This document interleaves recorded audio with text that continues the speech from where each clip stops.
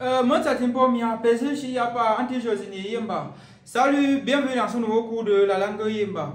Aujourd'hui, je vais vous donner deux raisons pour lesquelles on utilise les tons dans la langue Yimba. Et à cet effet, j'ai écrit quelques mots sur le tableau que vous voyez derrière moi là. Et sur ce tableau, je vais vous expliquer sur ça très rapidement et vous allez voir.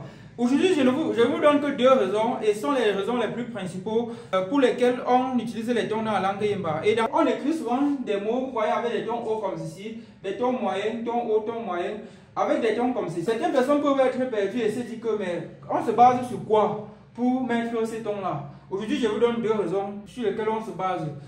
La première raison pour laquelle on utilise souvent les tons sur les mots dans la langue Yimba, c'est tout simplement lié au fait que souvent dans la langue Yimba, un seul mot signifie beaucoup trop de choses. Parce qu'un seul mot signifie beaucoup trop de choses, on est souvent obligé d'utiliser les tons pour les différencier. Donc la première raison, c'est la différenciation, pour pouvoir différencier les différents mots. Ça, c'est la première raison. Et la deuxième raison que je vais vous donner, c'est aussi lié à cette première raison, mais c'est aussi pour la tonalité de la voix. Sachez qu'on utilise donc les tons aussi dans la langue Yimba. La deuxième raison, c'est aussi lié au fait qu'on veut modifier la tonalité de la voix lorsqu'on parle. Les tons sont aussi donc là pour modifier la tonalité de la voix lorsqu'on est en train de lire. C'est-à-dire que quoi? Suivant que le mot porte le ton haut, on va hausser la voix. Et suivant que le mot porte le ton moyen, on baissera la voix. Donc, c'est deux raisons principaux. Raison de différenciation et raison de tonalité de la voix. C'est ça qui nous pousse à mettre des tons. Et dans le cours sur les tons, comme je l'ai dit, vous aurez encore beaucoup plus de raisons qui vont vous permettre de mieux distinguer. Je vous avais parlé une fois dans cette chaîne-ci du mot primitif. Et si vous n'avez pas vu les mots primitifs dans la langue Yimba, vous devez regarder ça avant de regarder ce cours-ci. Le mot primitif, le coup, c'est-à-dire le mot à partir duquel tout commence. Le mot aussi, le coup, lorsqu'on dérive ce mot-ci, on a le coup qui est arrivé et le coup qui est accusé. Regardez le coup aussi. On a le coup qui est arrivé et le coup qui est accusé. Vous voyez, à partir de ce mot, on a obtenu deux autres mots. Et ces deux mots sont des verbes. Vous voyez, s'il y avait un troisième mot qui dérivait de ce même mot, ça devait, si ce mot-là n'était pas un verbe, ça ne devait même pas porter un ton. Si c'était le nom d'un objet, ça ne devait pas porter un ton. Et à la limite, ça pouvait porter aussi un ton que si c'était peut-être le nom d'un être vivant. Donc, sachez aussi ça.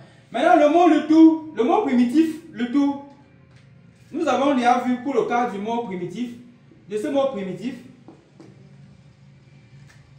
Le mot primitif, si, le tout, à partir du mot primitif, le tout, lorsqu'on dérive le mot primitif, le tout, on a le tout qui est envoyé et le tout qui est sorti. Vous voyez ça? Le tout envoyé et le tout sorti. Vous voyez que lorsqu'on dérive ça, on obtient ça et on obtient ça. Vous voyez? Et maintenant, pendant la lecture, vous comprenez comment est-ce que ma voix change. Le tout aussi, il y a le tout envoyé et le tout sorti. Maintenant, il y a un autre mot, le mot primitif si. Le mot primitif, le nom si. Lorsqu'on dérive ça, on obtient trois mots. Parmi les trois mots qu'on obtient après avoir dérivé, on a un mot qui signifie deux choses. Le nom qui est posé et le nom qui est fait l'autopsie ou bien autopsier. Donc le nom, avant le temps O, ça signifie poser, ça signifie autopsier ou bien faire l'autopsie. Et toujours à partir de ce mot, on a le mot le nom qui est absorbé, tout simplement, hein? Le verbe absorber, le nom absorbé. Et toujours à partir de ce mot primitif, on a le mot le nom qui est le poil. Ça c'est avec le ton bas. Il n'y a pas de ton haut ni de ton moyen, ça se lit tout simplement avec ni en haussant le voix ni en la gardant à la moyenne. On cherche à baisser toujours la voix lorsqu'on est en train de lire ça.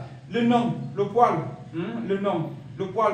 Vous voyez qu'il y a donc deux verbes et un mot et un nom d'objet en dérivant le mot primitif, le nom. Donc c'est ça.